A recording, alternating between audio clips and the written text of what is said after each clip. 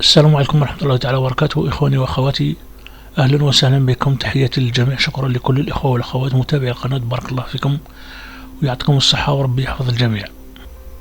مثل ما صرح عبد المجيد تبون بخصوص العصابة السارقة، يقول عبد المجيد تبون: لقد حققنا 22 مليار دولار، يعني استرجعناها من أموال منهوبة. وطبعا هذه 22 مليار يعني حاجة بسيطة جدا، والحق تعتبر عصابة في عصابة في عصابة. ولهذا حتى تصريحات عبد المجيد تبون بخصوص تونس لما تتعرض له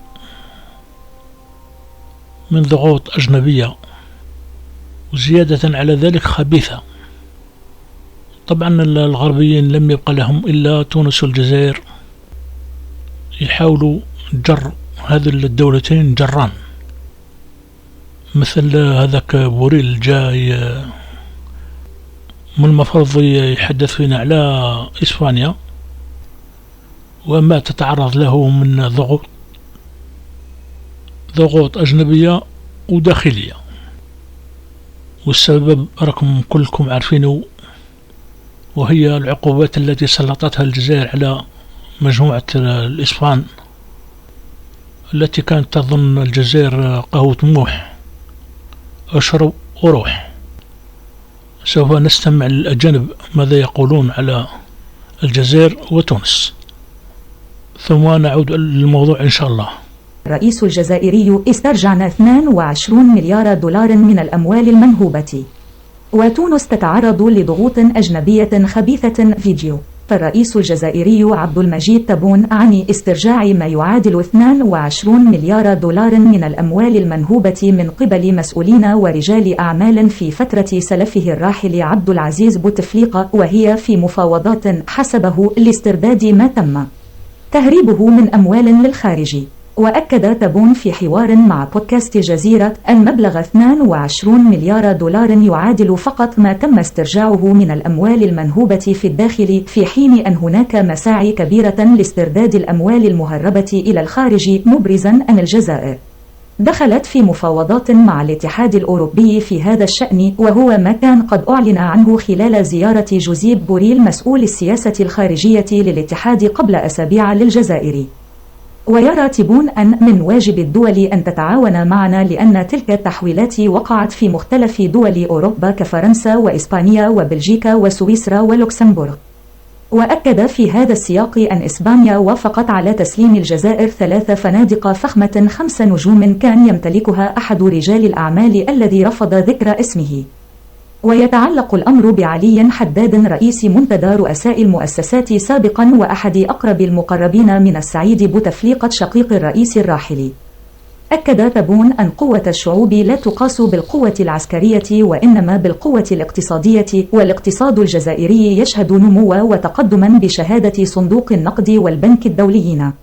ويأتي حديث الرئيس عن الأموال المنهوبة في وقت أنهت المصالح القضائية في الجزائر مصادرة أموال عدد من المسؤولين السابقين ورجال الأعمال المتورطين في قضايا فساد، في انتظار استكمال العملية مع آخرين فور صدور الأحكام النهائية في حقهم.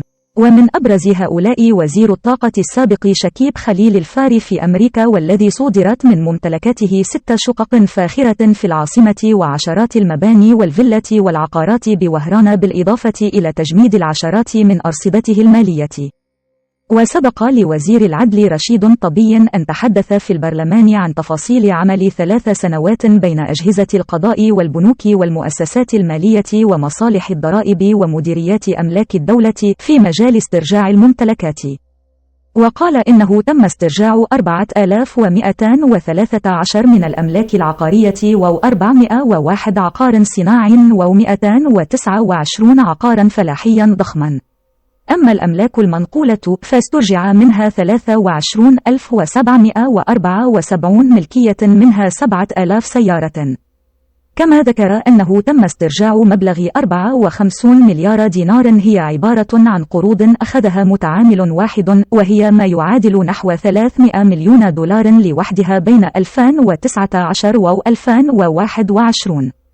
من جانب آخر، أبدى الرئيس الجزائري تفاؤلا بانتعاش الاقتصاد الجزائري ومستقبل سوق العمل، فقال إن هناك 1300 مستثمر ينتظر الحصول على رخصة، متوقعا أن يخلق قطاع الأعمال 55,000 وظيفة خلال 18 شهرا، بينما بلغت صادرات البلاد خارج المحروقات لأول مرة منذ 4 عقود حسبه 7 مليار دولار، مع تسجيل نمو داخلي يعادل 4.3%. واعتبر تبون أن الدخل الفردي في الجزائر هو الأعلى في المنطقة، حيث يتجاوز دول الجوار بأكثر من ضعفين. قال إن احتياطي النقد الأجنبي بلغ 64 مليار دولار مع عدم وجود مديونية أجنبية، والدخل الفردي في الجزائر هو الأعلى في المنطقة، حيث يتجاوز دول الجوار بأكثر من ضعفين. لو تشاهدوا أيها الإخوة والأخوات الأموال التي سرقت من طرف العصابة التي كانت تعمل، شوف تقريبا أغلب السرقات حدثوا في 2019 يعني 2018 و19 و21 نقولوا، يعني أغلب السرقات هي لمدة سنتين، يعني مدة سنتين خلوا الدنيا. تخيلوا حتى علي حداد 3 أوتيلات ذات ال5 نجوم ملكية سراق من العصابة، وهو علي حداد.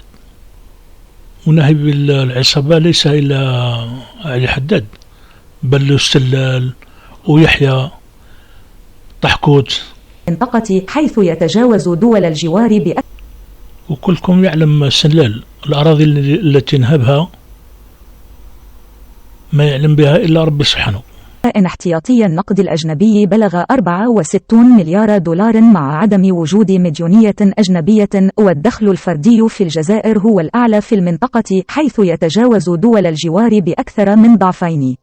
وفي موضوع الانضمام إلى بريكس، قال الرئيس الجزائري إن بلاده ستكون في المرحلة الأولى عضوا مراقبا قبل أن تنال العضوية الكاملة، مشيرا إلى أن كل من الصين، روسيا، جنوب أفريقيا، البرازيل أبدوا موافقتهم على انضمام الجزائر إلى تكتل بريكس. وتحدث في السياق عن الصلابة المالية لبلاده، حيث تم تحقيق احتياطي من النقد الأجنبي بلغ 64 مليار دولار مع عدم وجود مديونية أجنبية، خلافا لتقارير مؤسسات مالية دولية توقعت لجوء الجزائر للاستدانة الخارجية. مردفا، قوة الشعوب لا تقاس بالقوة العسكرية وإنما بالقوة الاقتصادية، والاقتصاد الجزائري يشهد نموا وتقدما بشهادة صندوق النقد والبنك الدوليين. وفي الشأن الدولي، توقف تبون مطولا عند الأزمة التونسية، متهما أطرافا أجنبية بمحاولة التدخل في الشأن الداخلي لجارة بلاده الشرقية.